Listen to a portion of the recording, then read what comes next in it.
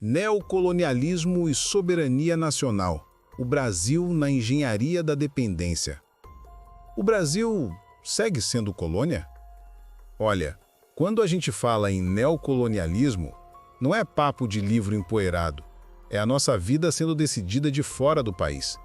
É o preço do arroz, da gasolina, do aluguel, tudo sendo influenciado por interesses que muitas vezes nem passam perto do Brasil. Antigamente, as potências vinham com exército, bandeira e canhão. Hoje elas vêm com banco, consultoria, fundo de investimento e mídia. A gente continua servindo, só que agora com contrato assinado, reunião em inglês e foto sorridente em fórum internacional. O resultado é um país formalmente independente, com bandeira hasteada, mas com orçamento amarrado, indústria desmontada e povo endividado. Quando você liga a TV e vê notícia falando em agradar o mercado, é disso que estamos falando. Um Brasil que vive para servir aos de cima, daqui e lá de fora. E quem é que garante que isso continue assim? São as elites financeiras brasileiras, os bilionários, a direita, os liberais, os conservadores, a extrema-direita, que tratam essa submissão como se fosse modernidade. Eles repetem que não tem alternativa, que é assim que o mundo funciona, como se a gente tivesse nascido para ser eternamente colônia de luxo. Enquanto isso, a maioria da população pega ônibus lotado, enfrenta horas de trânsito, trabalha até se arrebentar e ainda é culpada pela crise. Este vídeo é para desmontar essa farsa e mostrar o que está por trás desse tal neocolonialismo que suga o Brasil todos os dias. Vamos entender como esse sistema foi montado, quem lucra com ele e por que tanta gente poderosa entra em pânico quando se fala em soberania nacional. Não é teoria solta, é a explicação concreta do porquê a sua geladeira está vazia enquanto o número de bilionários só aumenta.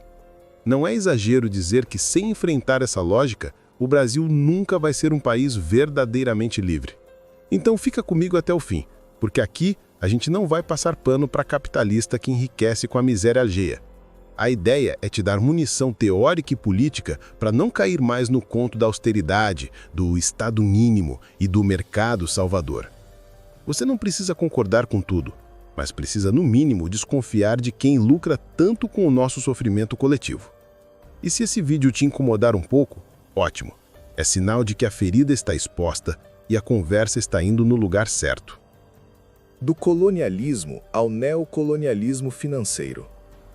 Quando a gente olha para a história, parece que o Brasil saiu da colônia para a independência e depois para a república, como se isso tivesse resolvido tudo.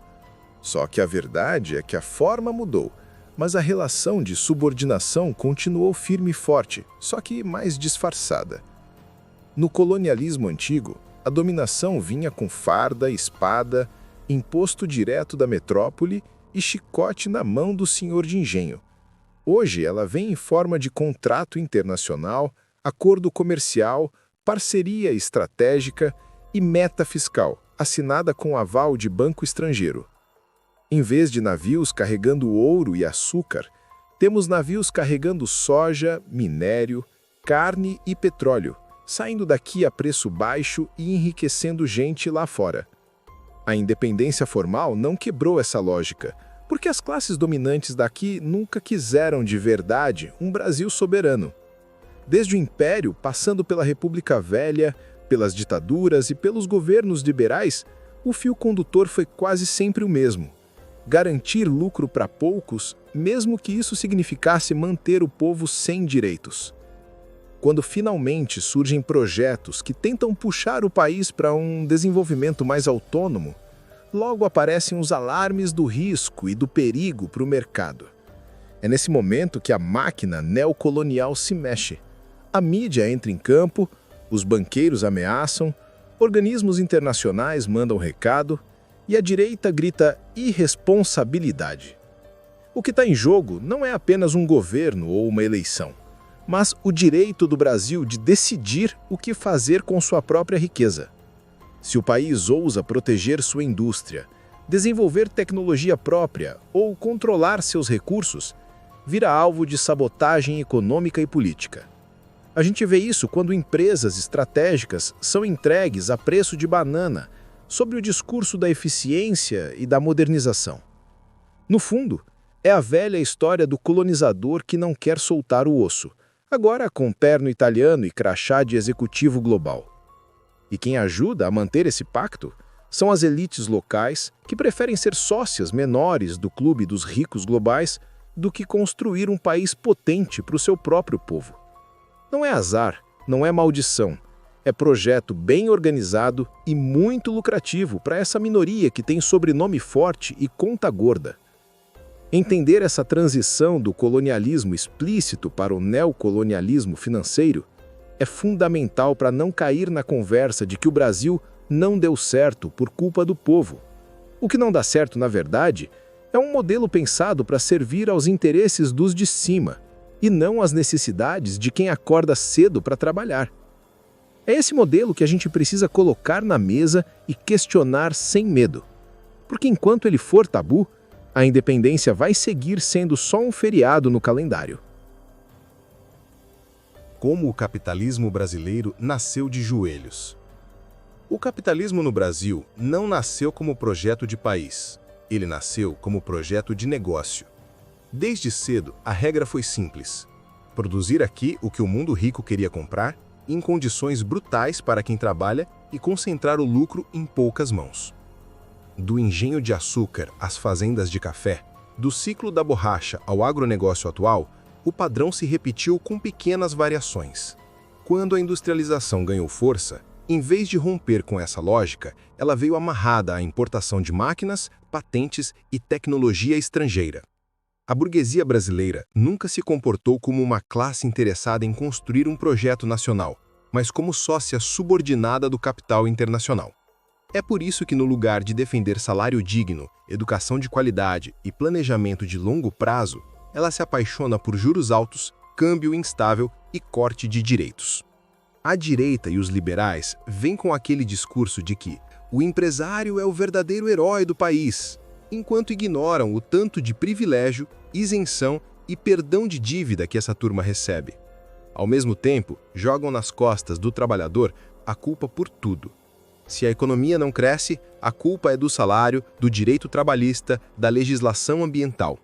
Nessa narrativa, nunca é culpa do banco que suga o orçamento público, do bilionário que manda dinheiro para paraíso fiscal ou do político que governa olhando para o dólar.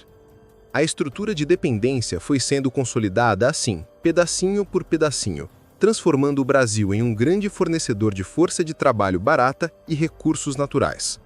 Quando alguém sugere que o país pode produzir tecnologia, agregar valor, fortalecer a indústria, logo aparece o coro de não tem dinheiro, não é competitivo, o mercado não aprova. Curiosamente, para pagar juros estratosféricos e vender empresa pública pelo preço de carro popular, aí sempre tem dinheiro e sempre tem pressa. A extrema-direita entra nesse jogo gritando contra o sistema, mas defendendo justamente o coração do sistema: privatização, corte de direitos e submissão completa ao capital estrangeiro. No fim, a população é empurrada para escolher entre versões diferentes do mesmo modelo, todas pensadas para preservar a dominação econômica e a dependência.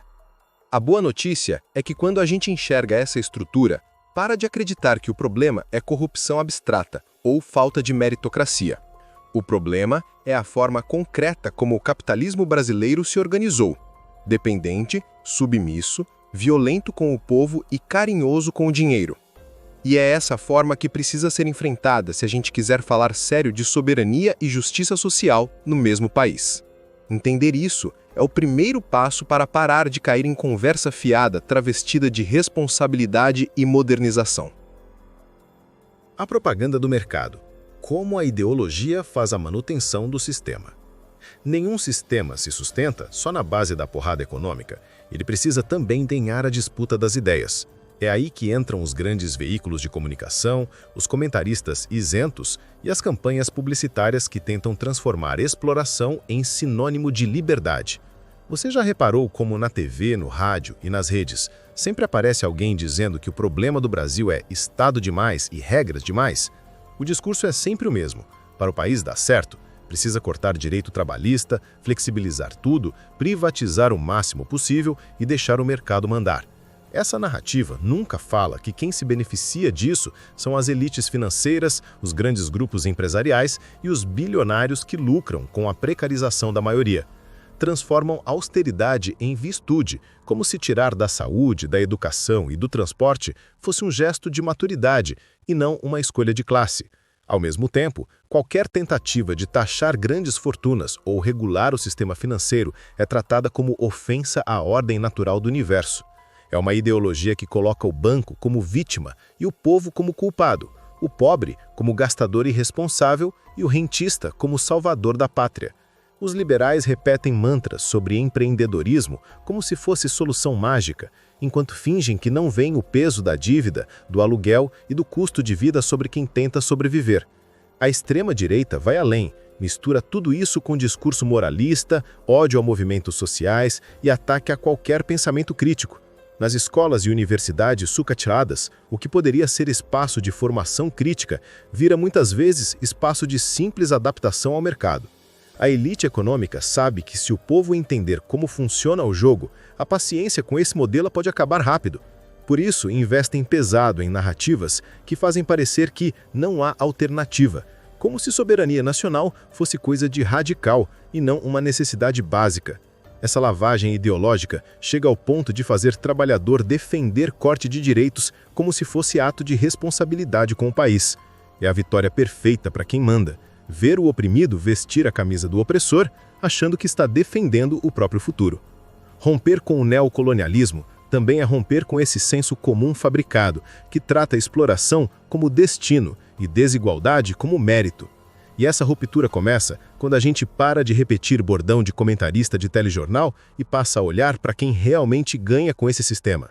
Porque, no fim, quem tem medo de consciência crítica é quem tem muito a perder se o povo começar a pensar com a própria cabeça. Estado mínimo para o povo, Estado máximo para o capital. Quando a direita e os liberais falam em Estado mínimo, eles não estão dizendo que o Estado vai sumir. Estão dizendo para quem o Estado vai continuar existindo. Para o povo, é corte de investimento, fila no hospital, escola caindo aos pedaços e transporte sucateado. Para o capital, é isenção fiscal, perdão de dívida, socorro bilionário em crise e garantia de pagamento de juros religiosamente em dia. É curioso como o discurso da responsabilidade some quando o assunto é salvar banco ou garantir lucro de concessionária privada. De repente, o dinheiro aparece, o orçamento se ajeita, as leis são aprovadas às pressas e ninguém fala em limite. O Estado brasileiro tem sido usado como uma espécie de gerente de luxo dos interesses das elites financeiras, tratando política econômica como se fosse manual de banco de investimento. A autonomia do Banco Central é um dos símbolos desse processo. Tira-se o comando da política monetária das mãos da sociedade e coloca-se nas mãos do próprio mercado. E adivinha quem ganha com isso? Juros altos, crédito caro, economia travada e uma máquina de transferir renda do conjunto da população para uma minoria rentista. Os conservadores somam a isso uma agenda de costumes que serve como cortina de fumaça. Enquanto todo mundo discute moralismo, direitos básicos seguem sendo desmontados. A extrema-direita faz um teatro contra tudo isso que está aí, mas na hora de votar, apoia justamente o pacote econômico que interessa aos bilionários. Na prática, o Estado não some, ele é reorganizado para servir ainda mais a quem já manda, enquanto diz ao povo para apertar o cinto. A lógica neocolonial agradece, porque um Estado fraco para o povo e forte para o capital é tudo o que o imperialismo precisa para manter o país de joelhos. Em vez de ser instrumento de soberania, o Estado vira garantidor de contrato para multinacional e gestor de planilha para banco. Quando alguém fala em Estado forte, planejador, capaz de investir em indústria, ciência e infraestrutura, é acusado de atrasado ou inimigo do progresso. Mas atrasado mesmo é manter um país com o potencial do Brasil preso a uma função de quinta categoria na divisão internacional do trabalho. É por isso que discutir o papel do Estado é discutir na prática se o Brasil vai continuar sendo colônia financeira ou se vai escolher outro caminho. Dívida, juros e tecnologia. As correntes invisíveis. Se no passado a corrente era de ferro, hoje ela é feita de dívida, juros e dependência tecnológica. A dívida pública é vendida como algo técnico, neutro. mas é um mecanismo político poderosíssimo de controle.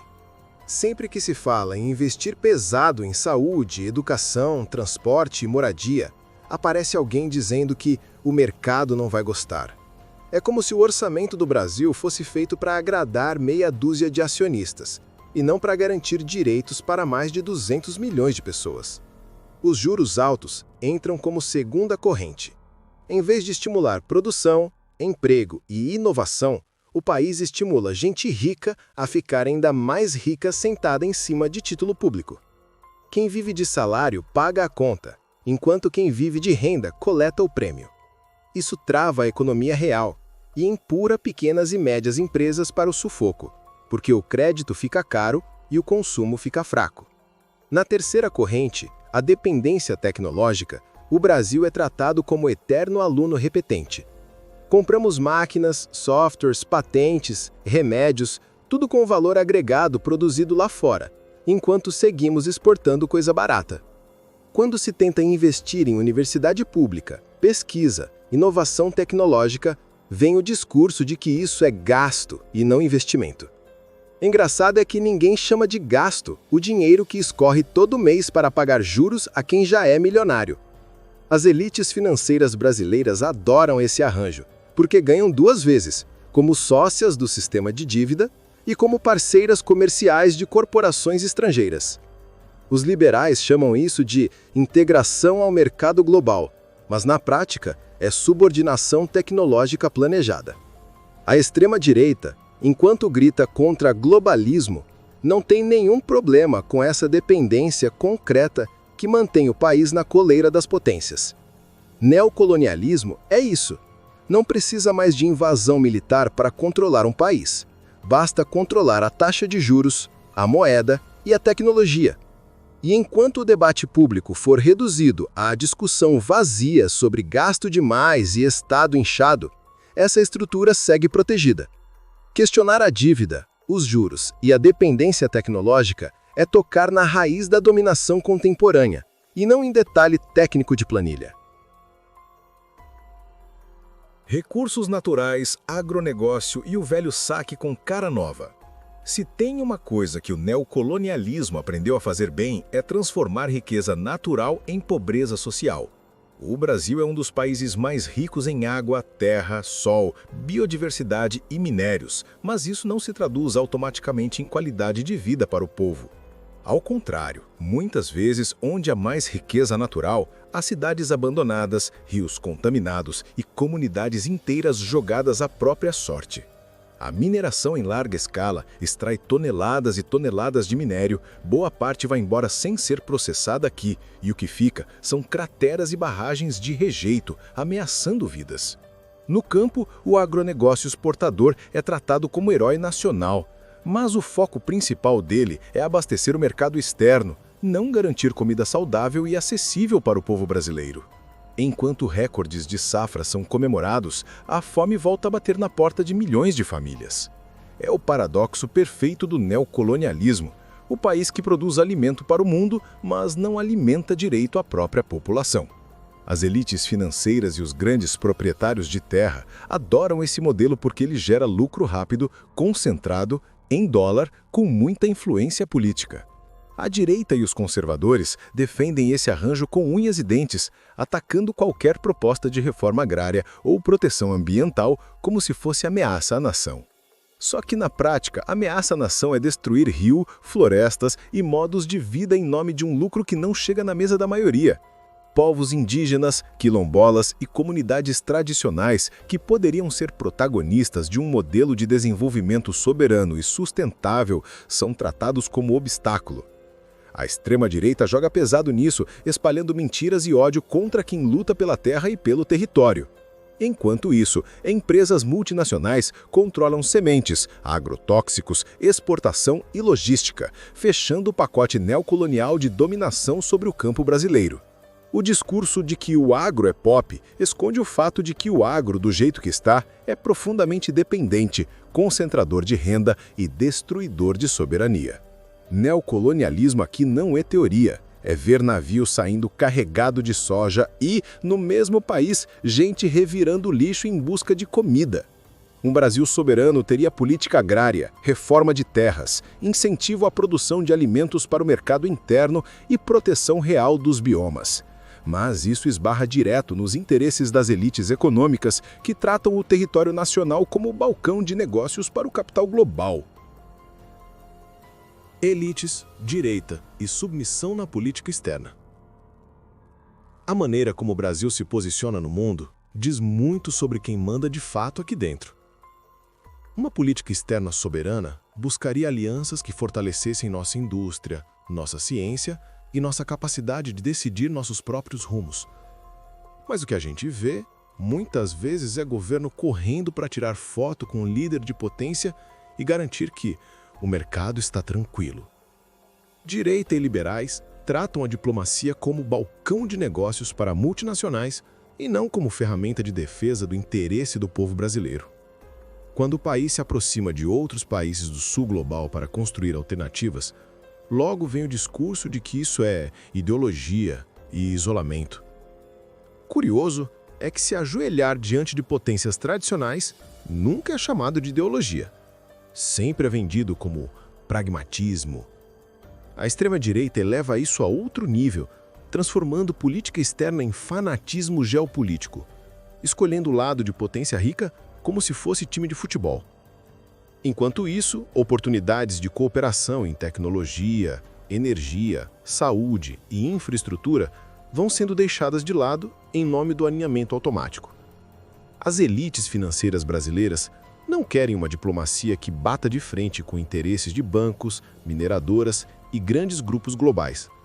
Elas querem um Brasil comportado, que assine tratados favoráveis ao capital, abra mão de proteger sua indústria e entregue suas empresas estratégicas sem reclamar muito. Quando algum governo tenta falar em soberania, em integração latino-americana, em fortalecer BRICS ou outros espaços alternativos, vira alvo de campanha intensa. Não é porque falaram mal lá fora, é porque mexe com o arranjo que mantém o país submisso economicamente e politicamente. Neocolonialismo também atua na política externa, usando pressão diplomática, ameaça de sanção, chantagem financeira e guerra de narrativa. Quem paga essa conta é sempre o povo, que vê o país abrir mão de oportunidades de desenvolvimento para não contrariar bilionários e governos poderosos. Um Brasil que se leva a sério não poderia tratar a diplomacia como marketing financeiro para fundo de investimento.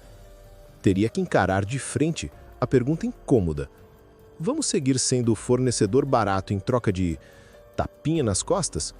Ou vamos construir um lugar próprio no mundo? Essa escolha não é neutra, nem técnica. Ela é profundamente política e as forças da direita, do liberalismo e do conservadorismo já deixaram claro de que lado estão. Se a gente não colocar esse debate em linguagem que o povo entenda, a política externa vai continuar parecendo assunto distante, quando, na verdade, mexe diretamente com o preço da comida, do emprego e da nossa dignidade como nação. Romper o neocolonialismo, projeto de país e chamada para a luta. Depois de tudo isso, fica claro que o neocolonialismo não é um detalhe. É o eixo em torno do qual gira o Brasil de hoje. A pergunta que fica é: dá para romper com isso ou estamos condenados a ser eternamente colônia bem arrumada? Romper com isso não é fantasia, mas também não é mágica. Exige projeto, organização e coragem coletiva. Um projeto de país soberano passa por enfrentar o poder dos bilionários, taxar grandes fortunas, regular o sistema financeiro e mudar a prioridade do orçamento. Passa por reconstruir um Estado forte para o povo e não para o capital, capaz de planejar desenvolvimento, investir em ciência e tecnologia e proteger recursos naturais. Passa por reformar a estrutura tributária, mexer na concentração de terras, democratizar os meios de comunicação e investir pesado em educação crítica. Nada disso agrada às elites financeiras, a direita, os liberais, os conservadores e a extrema-direita, porque atinge diretamente os privilégios que eles tratam como sagrados. É por isso que vão chamar de radical, utópico, irresponsável, perigoso qualquer passo nessa direção. Mas irresponsável é manter um país com o potencial do Brasil ajoelhado diante de meia dúzia de bilionários de potências imperialistas. O que está em jogo não é apenas debate acadêmico, é se o trabalhador brasileiro vai viver com dignidade ou passar a vida inteira servindo a planilha de lucro de outros.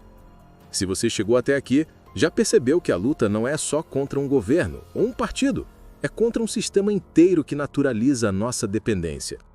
Essa luta precisa estar nas ruas, nas redes, nas escolas, nos locais de trabalho, nas quebradas, nas periferias, nos espaços onde o povo se organiza. E precisa de gente que entenda que não basta indignação solta. É preciso transformar essa raiva em ação coletiva e projeto político. Este vídeo é um convite para você não aceitar mais explicações prontas, não engolir mais discurso de neutralidade de quem vive de juros. Use esse conteúdo para debater, organizar roda de conversa, questionar o senso comum e se aproximar de quem também quer um Brasil soberano. Se você gostou, curta e compartilhe esse vídeo. Deixe aqui nos comentários o que você pensa sobre esse tema. Eu fico por aqui. Fiquem bem e, se possível, se organizem em coletivos, partidos, sindicatos ou movimentos populares. Atuem nas ruas e também nas redes, porque a luta é em todos os lugares.